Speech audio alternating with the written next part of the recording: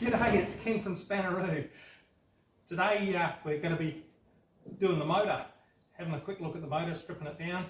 There's enough room in here to house a little family. So yeah, stay tuned, don't forget to like and subscribe, and we'll get into it.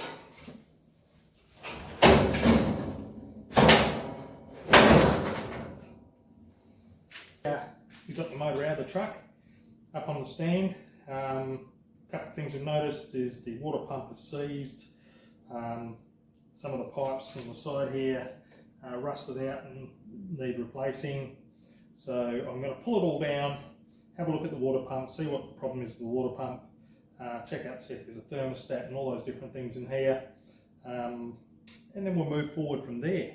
The motor's already been running. I got through all the gears seem to work. Yeah, she's seems quite strong. A little bit of blow by on the pistons, that's to be expected. It's been sitting for a long while and it was very, very tight, the motor, when I started. But that should loosen up as we go. I'm regularly putting lubricant in the cylinders to help break down the tightened rings in there, and we'll just see how we go. Later on, if it's still got too much blow by, I'll pull the motor out again and remove the head, bottom end, strip it down, put new pistons and rings through it if I need to, or just new rings. We'll have a look at what the condition is and take it from there. So today we're going to take all the front end off, all the water pump, back end water housing, probably look at taking the manifolds off, and yeah, taking it from there. So we'll go. I've already taken the bolts out of the fan, so I can take that off. Already got one of the bolts out. A little bit of a play earlier, getting some of the stuff out.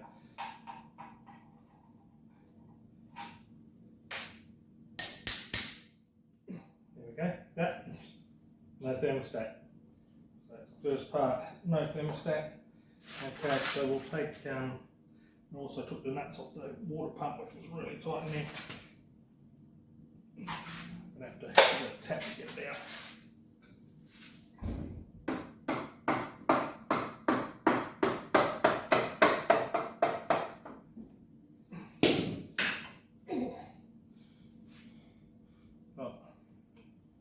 Well, that's actually, the bearings are good. It was just rust in the back there. The impeller looks pretty badly finished, so I might have to actually remanufacture a new impeller for that. Machine one up. But yeah, that's looking really good. Housing wise looks good. Bearings are good. Look. Lots of rust falling out. But yeah, not a problem. All this stuff will go through a bath, and then we'll get rid of all this rust out of it. And then we have everything is external on these motors. All the water pump is completely external, so it actually all comes off there. So this is where the water comes into the motor, and then out the back. Then comes back around through the water pump and through a system. The radiator comes back up, pumps when the thermostat was supposed to be closed. There's a little small loop which comes through there and pumps the water just through the motor. Once the thermostat opens, it goes up through the radiator and off it goes. So, get the second one off. Save you having to watch me undo all the bolts. I've loosened them all out and that housing's already broken free. More rust falling out. Yeah, I'll put all these through a bath and all the rust will get broken down, and yeah, get that looking good. Very restricted flow there for when the thermostat's closed.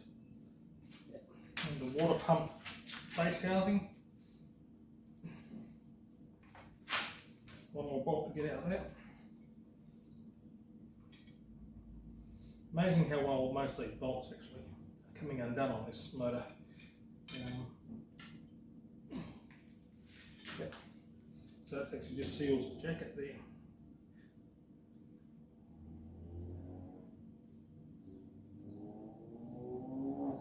It's sludge inside the motor now.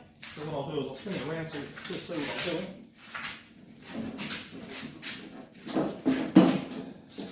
The beauty of having it on wheels. Okay, so Now I'm going to take off the rear housing.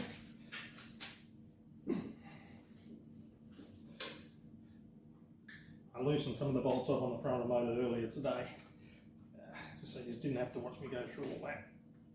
These ones here I haven't touched, but as you can see, everything's coming undone quite easily, which is, to me, that is good. A lot of times when you're looking at old motors and things like that, when you start taking bolts out, you just snap them one off after another. You spend a lot of time recutting threads, removing broken bolts. This has actually been pleasant.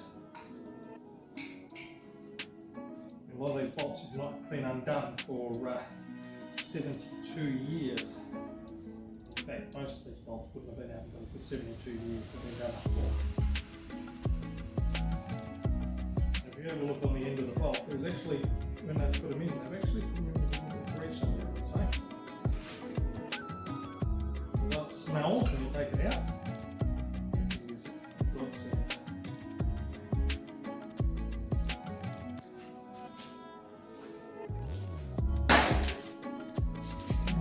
Pour them out.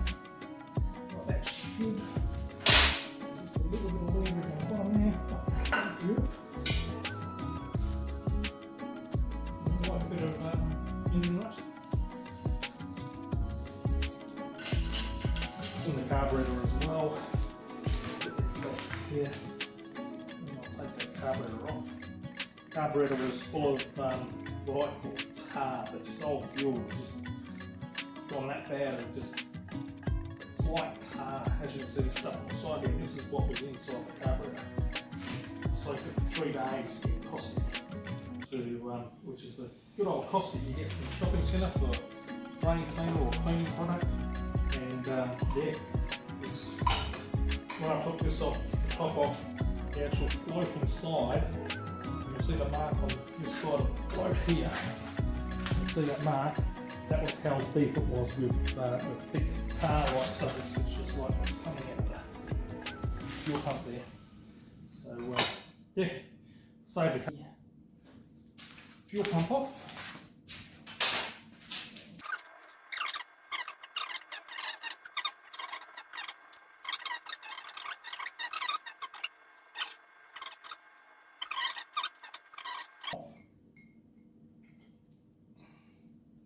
Oh no, here we go. So, there's a little pin that comes out there and pushes on the pump, pull the diaphragm. I feel the diaphragm is just rock solid, it's not moving. So, tube socket this in. First one, apply it.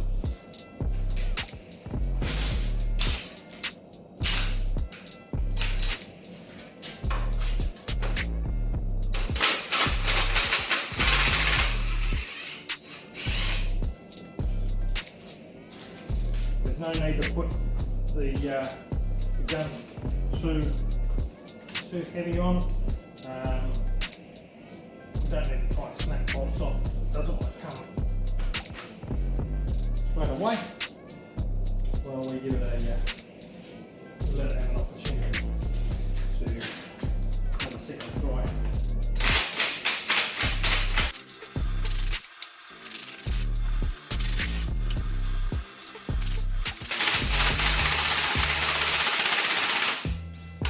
Okay, so that one there worries me a little bit. Put a bit of penetrating liquid on there. It has moved, but I'm actually going to screw it back in and back out again. The reason being is it'll help release any of the stuff and just want to try and drag with the nut as it's coming out.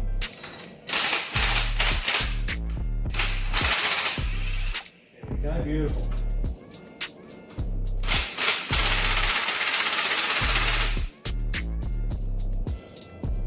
Doing the same.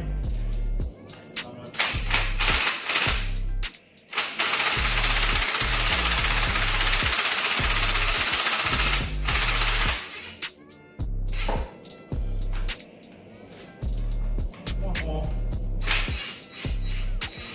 Straight. Beautiful. Okay. Stop hammer. Oh, look at that. Straight on.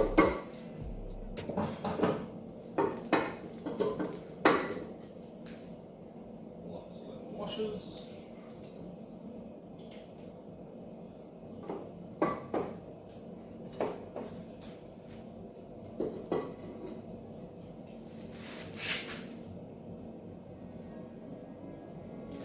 That's the intake side.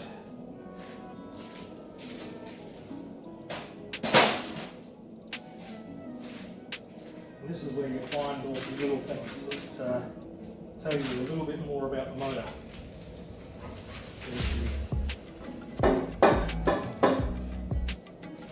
Times like this, you take it off very carefully and have a look at the inside as you go.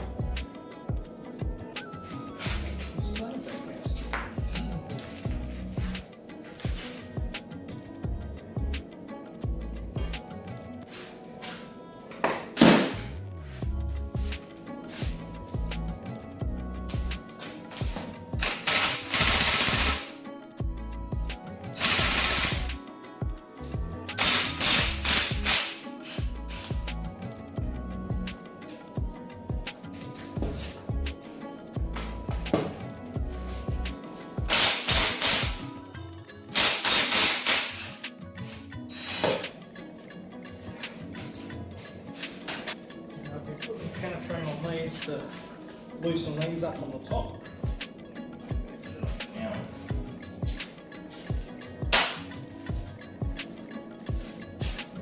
Oh well, that started moving alright. It made them quite easy to take the rocker covers off in these vehicles, because quite often you need to reset your valves quite regularly. People who actually drive us back in those days, they used to know how to set their own valves. Nowadays drivers generally have trouble working out how to turn the handbrake off.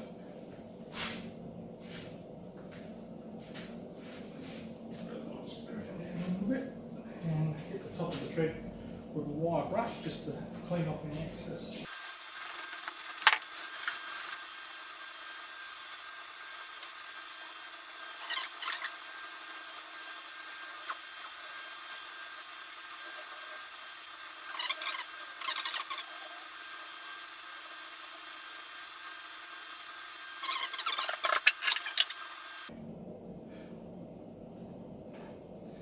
Gasket. Oh, that's gorgeous.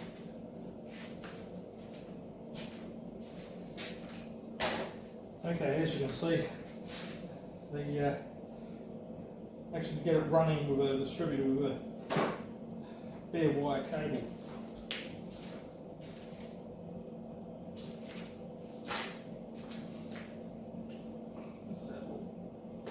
Pop the distributor cap off.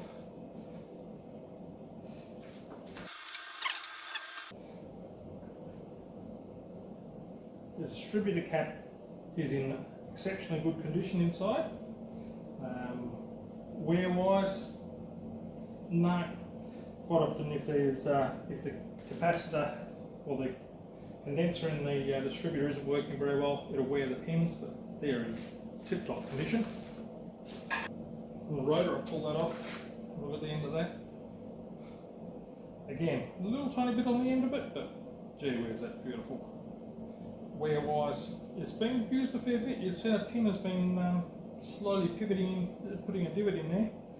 So that's actually seen a fair bit of work. That's been running nicely. Okay, so good old distributors on these things. All this bolt basically does is retains the distributor, because the distributor has a unit on the side that adjusts the timing of the vehicle.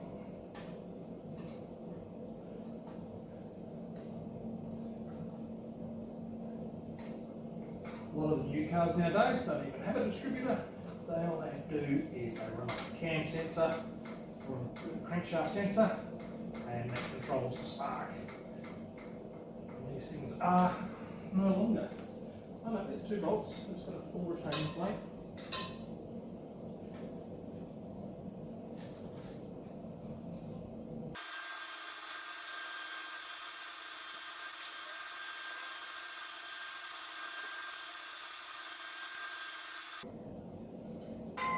This is the oil filter, a massive oil filter.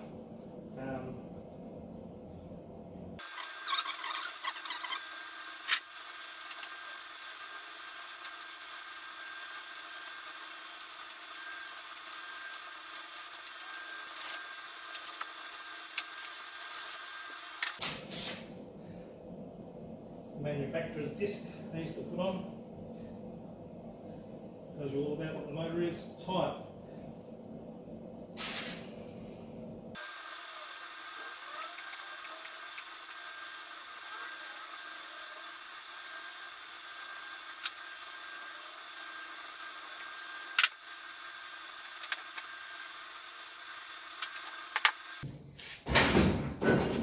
Well, that's it for today.